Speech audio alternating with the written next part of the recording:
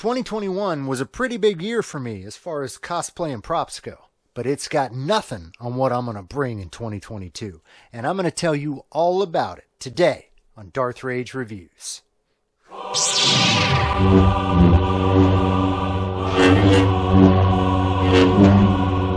The Force is with you, young Skywalker. But you are not a Jedi yet. Greetings, Force fans, and welcome to another episode of Darth Rage Reviews, your source for the Force. As always, guys, business first. If you would be so kind as to please smash that subscribe button and hit the notification bell so you are notified when I post videos, which is daily, often multiple times in a day. If you like Star Wars, cosplay, props, lightsabers, just nerd stuff in general, subscribe. You won't be disappointed. If you like me, you will be really pleased with it because every video will 100% feature me. I promise you that. So, subscribe, please. It's completely free. All right, guys. So today, a bit of a look back and a bit of a look forward. So we're going to be talking cosplay and my cosplans. Cosplay plans. I'd like to take credit for that, but I didn't. That's been out there in the interwebs for ages. But my cosplans for 2022. So cosplay, if you were to go back, a year and a month from today, back to January of last year, my cosplay basically consisted of one Jedi Knight outfit that I had put together myself and submitted to the Rebel Legion for approval, and I don't think I had yet been approved. I maybe had just been approved. So I basically had one costume. I also had an OC Sith Darth Rage that I had worked on as well, and I actually still have that. I'll have to pull it out sometime and show you guys. There's a video way back in my back that goes into the costume. But so basically, I had 1.5 costumes: the Jedi and my OC Sith, and this year was really the year that I kind of took off and really got involved in the whole creating my own props, helmets, and it really all started with the helmet. So I found this. It was an unfinished resin cast that I found on eBay for I think it was $30, $35. This part, the bill, I guess, the faceplate, was actually about that much longer, and it kind of looked really bad. It looked like a duck face on there, so I did have to do a little bit of surgery to it, which is not covered up the best, but I may actually, now that I am much better at this, I may actually go back and refinish this off, because you can kind of see where the line is there on that. But this was kind of what started it all. I got this helmet, finished this helmet, and then decided, I got the helmet. Let me look into, what a costume would look for that. And I actually first was like, well, let me do something 501st. That would be really cool. I love Kylo Ren. I got the helmet. Let's go for it. And I realized that the helmet actually wouldn't even pass 501st qualifications. There's too many things that are wrong with this helmet to actually get in.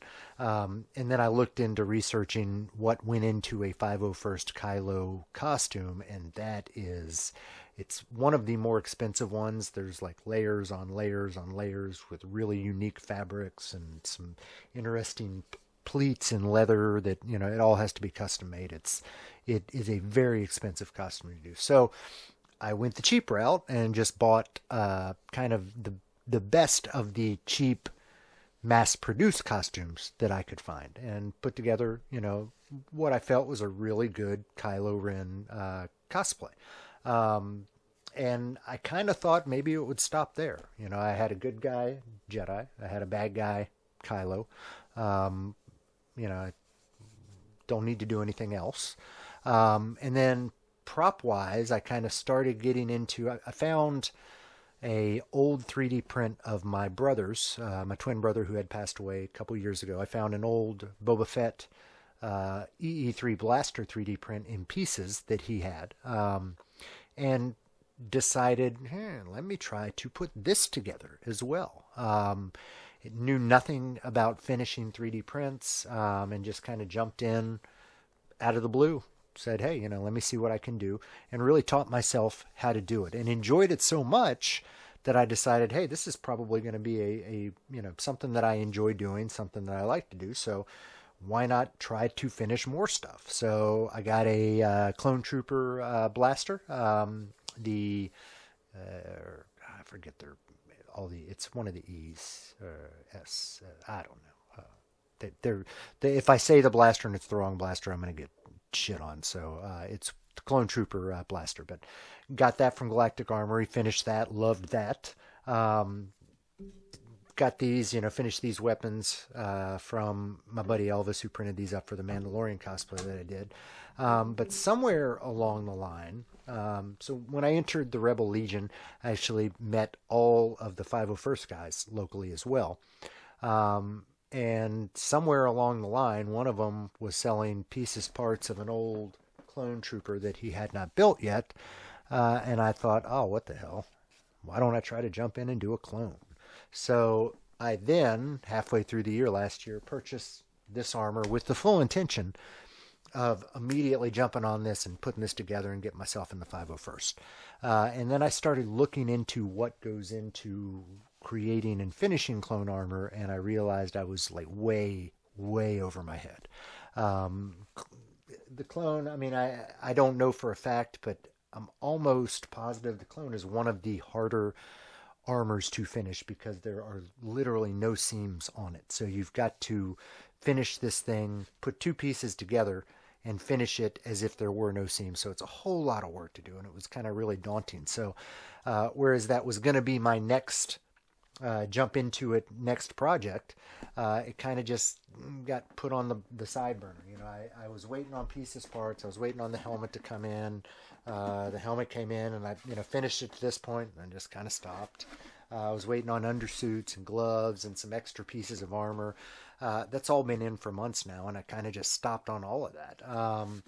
And I think I was just a little bit worried, a little bit scared about jumping in and messing something up. And, then I realized what I think all of us realize once we start doing this for a little while is you can't really mess up.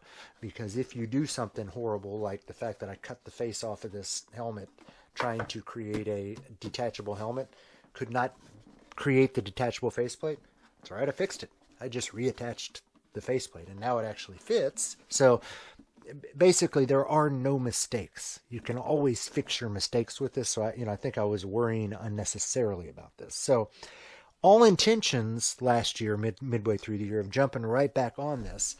And then we went to Disney. And when we went to Disney, I got myself a Mandalorian helmet. And it's kind of like, I figured I've got the helmet.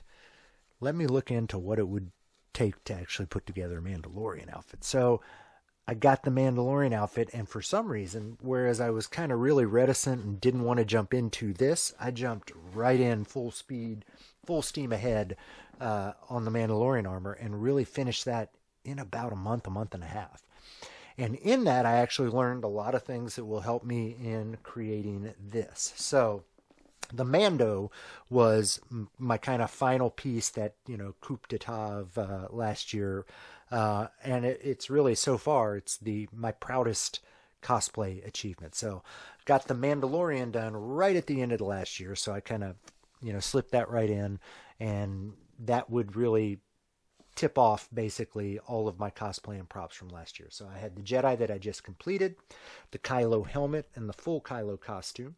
I got mostly the helmet, mostly complete for the Clone Trooper, a Clone Trooper blaster, these weapons for the Mandalorian, and my full Mandalorian armor, which is a huge, that's like 3 full costumes. Oh, sorry. I actually got a Luke costume in there as well, which I don't pull out very often, but it's the Luke Return of the Jedi, really cheap, just store-bought with a couple little additions myself. But that was almost a closet cosplay, but a Luke Return of the Jedi cosplay as well. So got all of those done in 1 year, which is a huge accomplishment. It's like 4 or 5 costumes all in 1 year, and they're not shitty costumes. They're all pretty good costumes. The Rebel Legion Jedi, this Mandalorian. It wouldn't get me in the 501st, but man, it's a pretty accurate Mandalorian. So very proud of what I've done. So what are my plans moving forward? My cost plans for 2022? Well, I was going to write it down. I'm, a firm believer of kind of putting your goals out there. It makes it easier to make them happen. But then when I started writing it down, I realized I didn't need to write it down because it's really simple. And at the same time, it's really hard. So my cost plans for 2022 are to finish this clone trooper. So what you see behind me there, it's the beginnings of it. I do have a whole lot of work to do. And it could very well take me almost a year to do it. I've got to finish all of that armor. None of it, I know it looks like it's kind of done, but none of it, not even one piece, is completely done yet. So I need to finish all the armor. Then it's all the painting. It's all the weathering. And then I'm going to submit it for 501st approval. So my cost plan goals of 2022, I'm just going to put it out there in the internet, is to really get a working...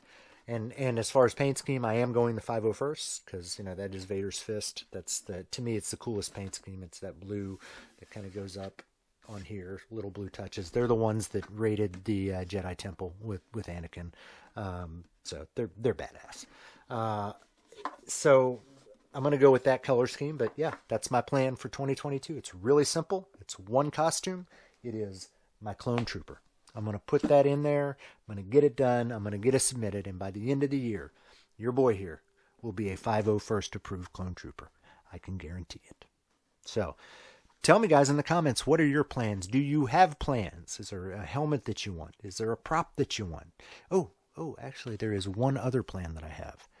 And after much consternation and a whole lot of thinking about it, I do plan on getting my own 3D printer. So I figure I can keep paying people to make helmets and make armor for me, or I could just start making them myself and, probably save half the money that way. So moving forward, at some point, I will get a 3D printer. Elvis, know that I'm going to be reaching out to you because you're my local expert and you're going to help me out with this a whole lot. So just know that I will reach out to you on this one. But going to get myself a 3D printer, and I'm going to start, doing these things myself. So that's what we've got planned. Cost plans for 2022 here at Darth Rage Reviews. And these cost plans will also include you because Elvis and I do have something in the works that will involve a helmet or two helmets that we're making. And I will be giving that helmet away as well. So you guys can join in the fun. So that's what we've got here today for you guys. It's my 2022 cost plans. It's for the Republic. It is one costume, but it's going to take me a whole lot of time to do it. And I'm going to be really, really pleased once I get it done. So tell me, guys, what are your plans for 2022? You have any costumes, any helmets, any props that you're looking at, wanting to do? I'd love to hear it in the comments. Pop it down there. As always, guys, I am Darth Rage. This is Darth Rage Reviews, your source for the Force. The circle is now complete. When I left you, I was but the learner. Now I am the master.